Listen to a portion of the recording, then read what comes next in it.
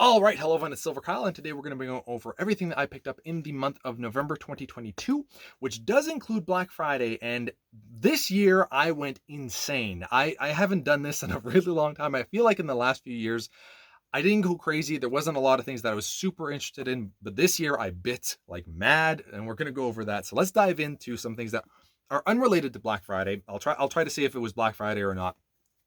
This was not. This I had pre-ordered months before when they first announced it. Spectacular Spider-Man Volume 1, which I did an overview of, and I wasn't overly fond of it. Like the build, um, there's hardly any eye. There's bleed through with this. I mean, it's older material, it's Silver Age, so you can kind of, there's a lot lighter color. Whenever there's white, you can almost usually see in the background. I think there were some places where there was like yellow or blue as well, and you can kind of see behind the other pages. So it's just something to be aware of. Another one that I did an overview for was King in Black, and this one had a much better build quality. They're both from iMac, I believe, and just to kind of show you the difference in size.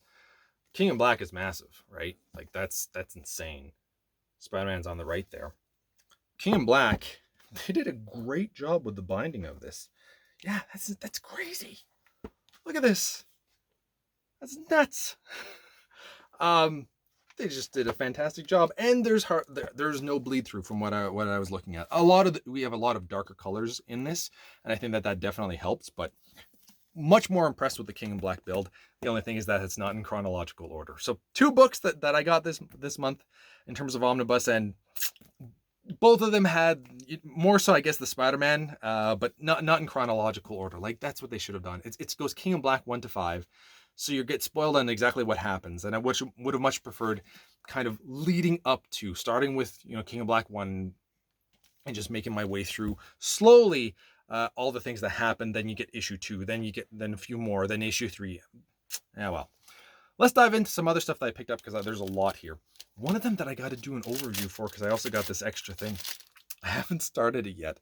Pokemon Violet. I just haven't had the time to dive into anything. I do want to definitely play this.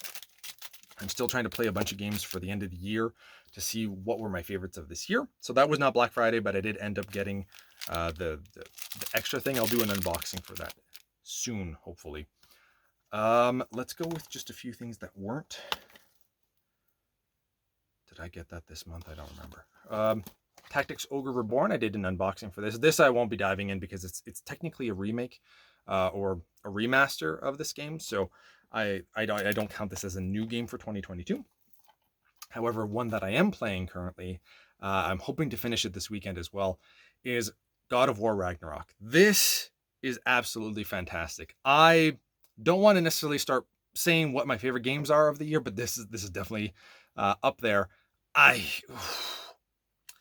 loved the first one, and I just played it for the first time a few months ago and beat it. And having done that, I think I'm able to appreciate it because it starts off right afterwards. It's just a nice continuation right afterwards. And the story, the combat is essentially more of the same, but which is not a bad thing at all. It's such a good game. So I'll talk about my final thoughts. I might even do a review of this if I end up beating it this weekend. I think I got this month. This might have been the end of October, and I can't remember. If I already talked about it, I want to do an unboxing of this as well. I've already started playing this game because it was on Game Pass, I believe. But really cool that we're getting some new TMNT games, the old arcade style. I mean, they're relatively short, but still lots of fun. And then physical edition, you can't ask for more than that. Okay, I'm trying to see if there's anything else that I picked up unrelated to Black Friday. The only one that I can see is this as well. Top Gun Maverick. The best movie so far of the year that I've seen. I've still got a lot of others to see, but this was just the biggest box office of the year so far. I really hope Avatar 2 doesn't beat it. It probably will. And that just makes me extremely sad because it doesn't deserve it. This is light years better than whatever Avatar is going to be. I can't stand James Cameron. I can't stand Avatar. If you like it, that's fine. I just think it's Pocahontas with aliens. And the only thing that really drove Avatar was that it was 3D. They did a good job with 3D. The tech and CGI that they had for the time was nice as well. I definitely won't take away from that. But in terms of the story, the fact that he talks about the MCU and says that it's crap, and he makes a movie about aliens and it's the Pocahontas dances with wolves, like This, however, so good. Just one of the best movies that Cruise has ever made. The only other movie that I could see that he tops himself in this is Collateral. And just over time, I'm gonna have to see which one actually edges out as his best movie. So that's everything that I picked up that's not related to Black Friday. Let's dive into Black Friday stuff then. Is that no? Okay, we'll put the movies together. Cruisin' Blast. Is it just Cruisin' Blast? Yeah, Cruisin' Blast on the Switch. Arcade Racer was for $20. Does it say? No, it doesn't say there. But $20. Could not pass this up. This looked like a lot of fun. One game that I really want to get into, and I don't know if I'll be able to play it fully this year because I have to play the first one, is Horizon Forbidden West. So this one was $20, $21, I think. This one I ended up paying $40. Glad to have this. Really looking forward to trying out the first one and then diving into the sequel. Sackboy ended up getting for this for $30. This was a launch game for PlayStation 5. Strange that we're not getting like Little Big Planet, but this is more like of a multiplayer third person and more platformer instead of the 2D side scrolling, which is that's definitely what the first one was. I can't remember if Little Big Planet and 2 and 3 are the same thing. I think that they're still side scrollers, but I could be wrong, especially the third one. I'm not sure. Ratchet and Clank. I think I got this for $40 as well. This is something I've been really looking forward to. This to me seems, from what I've heard, one of the best games on the PlayStation 5. And I played a little bit of the reboot that they did on PlayStation 4, and I really liked it. So I'm looking forward to beating that one and then moving on to this one. All this was not related to it, Black Friday, but I ended up getting it as well. Wolfenstein: the New Order. I just wanted a physical copy of this. I think it was $10 used, so not that exciting. This one, Halo Infinite. I was the biggest Halo fan when that first came out, especially like Halo 2. Like that was my life from 2004 to 2007 in terms of video games. I pretty much didn't play anything other than Halo 2 and World of Warcraft for 3 years. That's the only video games that I played. I didn't touch any single player games at all. I was just transfixed in living in that world. And then I liked Halo 3. I thought it was okay, but I wasn't as addicted to it. Then Halo Reach came out. Love came back for that series. I thought that was the second best Halo game. Halo 4 I enjoyed, and then I didn't play Halo 5. So I still need to play that game before I dive into this one. I played a little bit of this online when it came out on Game Pass. I mean, it's still on Game Pass, but and that's why it's nice that it's so cheap, because I do still want these games on physical. I'm still a physical collector, even though I have access to these on Game Pass. Who knows how, I mean, arguably, I think that this will always be on Game Pass, but anyway, I still like to have these games. It's just nice that I can play them beforehand on Game Pass and not have to pay $80, $90 when they first come out and pay $25 a year later. All right, so I think that's all the video games. Now we're going to dive into some movies and stuff. Do I have... I'd rather go over the Blu-rays first, and then I've got some 4Ks as well. We've got a Clint Eastwood collection here. I'll go over what's included here. So we've got Two Mules from Sister Sarah, Joe Kidd, High Plains Drifter, Coogan's Bluff, Bejeweled, don't know if I'm pronouncing that right, Play Misty for Me, and the Eiger Sanction. Eiger Sanction? I don't know. Either way, we've got a lot of Clint Eastwood movies. The guy's 92 years old. It's crazy how, you know, by the 80s, he started getting this, you know, old man, grumpy old man in his movies. That's what he would start to play. And the 80s was 42 years ago. That's insane. That he's been around for that long and he's still going now. I mean, he just made a movie. Was it last year or the year before that? Cry Macho was, I think it was last year. And somehow he looks a little bit younger in that one than he did in the Mule, which he did a few years before that. So I don't know. Clint's got some kind of fountain of youth. I mean, he's old. He's a grumpy old man, but he's been a grumpy old man for so long that it just seems like this is, he's not aging anymore. All right. We've also got season 2 and season 3 of Yellowstone, and these were $12 each on Blu-ray. So I wanted to pick these up because I started watching Yellowstone and I was like, this is totally something I enjoy. I really like Kevin Costner. I also really like that they've done a lot of prequels for this. So they have 1883 and 1923, which is coming out later this month. I probably won't be able to catch up in time to watch that. But this is modern day Yellowstone with Kevin Costner, and it's about his family that has this massive ranch. And 1883 is his ancestors, so it's like his great great great grandfather or something like that. And then 1923, I think, is his great grandfather and great grandmother, or maybe his grandmother and grandfather. I'm not sure, but Harrison Ford is in 1923. He's another guy who's 80 years old, and he's been also an old grumpy man for the last 20 years or so. And he like Indiana Jones 5 is coming out next year. I'm excited for it. I'm still very excited for it. I don't think it's going to be perfect. I don't think it's going to be as good as the first one or the third one.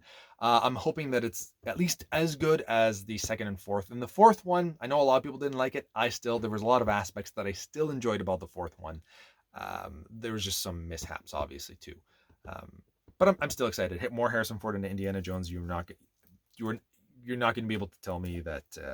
I'm not going to be excited for that. I know double negatives, whatever. Next up is The Batman. I want to rewatch this because it's such a mixed bag for me. There's a lot of things that I liked in this, and there's a lot of things that I didn't enjoy. So I want to rewatch it because I've only seen it the first time. I will say that Colin Farrell as the Penguin was really good. The Riddler was interesting until the very end, and then it just went. I did not like it anymore. At the very end, just kind of takes away everything that the Riddler was and stood for. I did not like the ending at all. I disagreed so much with what that character was about, and you took away everything by just having him be like a crazy person at the end. But I do want to watch it again. And then we have another few movies here from the DCEU. Zack Snyder's Justice League, which in my opinion is better than the original. Still not perfect. I know that a lot of people absolutely love this version, and I thought that it was definitely better than Justice League 2017. This is still not a perfect movie, and it's more of what I wanted, and it's heading in the direction that I want, but it's still not there yet.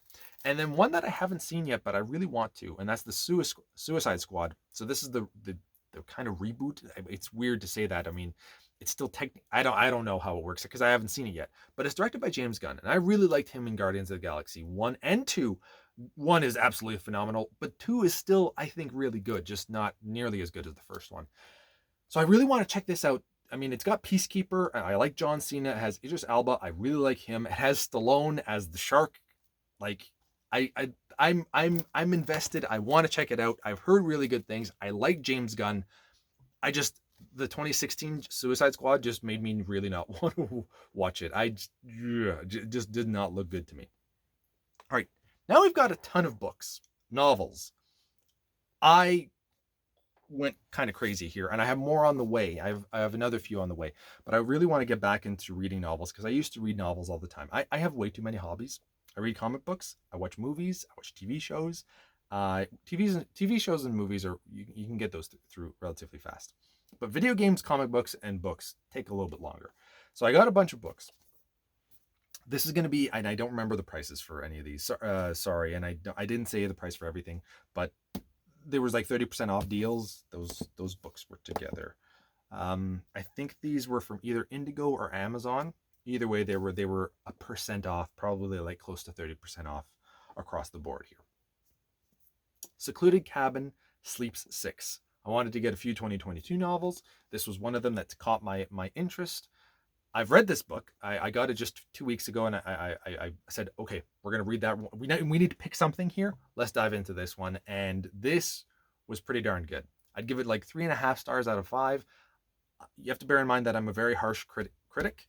I do not give star ratings for anything really high unless I really feel that they're justified. So a lot of things hang out in that middle group of, for movies, 6 is kind of like the average movie. Most movies would be lower than that, but big movies are generally a 6. If it came to theaters, most likely it's going to be a 6. Now, there's a few movies that are worse than that, and they go into the 5 and 4 category, and then there's a few movies that are the 7s, which is still pretty that happen often enough. The 8s, which is fairly rare. The 9s and 10s for movies rarely ever happen. Same thing with books. 5-star books hardly ever happen. 4.5 stars, there's a few of them. 4 stars, we're getting to that point where there's quite a few. 3.5, that's still high up there. And 3 stars, generally what I would probably give most books that seem to interest me that I've read so far. So 3.5 stars, really like this book. I don't know why I needed to explain all of that. You just want to see all the books that I got at this point in time. All right, let's dive into some other stuff then. So that, I just wanted to mention that one first because I did finish reading it. I could potentially I'll do an actual overview of that. Or like a review, sorry. Went to Kohl's, which is essentially Chapters, which is essentially Indigo here in Canada, which they have a very small retail in one of the malls. And I love going in there, and I had like 10 minutes, so I just kind of quickly went through some stuff, but I was just loving walking in there. I could spend way too much time in those book places, those bookstores. This is Legends and Lattes, which is a slice of life fantasy novel. Seemed interesting. I've heard some good things about it. I wanted to check it out. 25% off. Then there was like the 30% off.